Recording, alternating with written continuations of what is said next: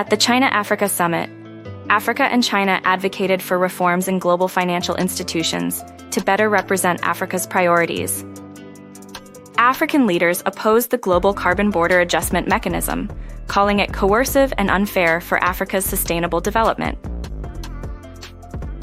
In Brazil, Matrix Energia issued Brazilian reals $100 million in green bonds for battery energy storage.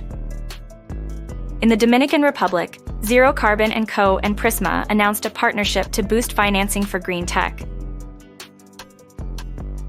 In the U.S., Virginie Morgan announced a $500 million investment fund focused on sustainable investments in the U.S. and Europe. President Biden announced $7.3 billion for rural electrification in the USA.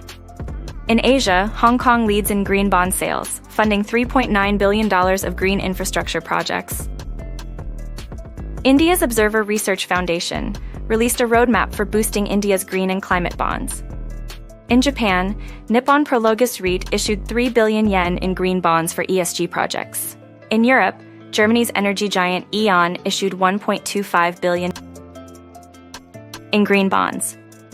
Robeco launched a high-income green bond strategy in the Netherlands, the first of its kind under the EU's new sustainable finance regulations. Marsh McLennan and Aon announced first-of-its-kind insurance for businesses operating in Ukraine to stimulate redevelopment. The UK awarded a record 131 clean energy projects to power 11 million homes, while London-based Climate Bonds reported a thriving global green bonds market with $5.1 trillion in bonds. Stay informed with our weekly updates on sustainable investing opportunities.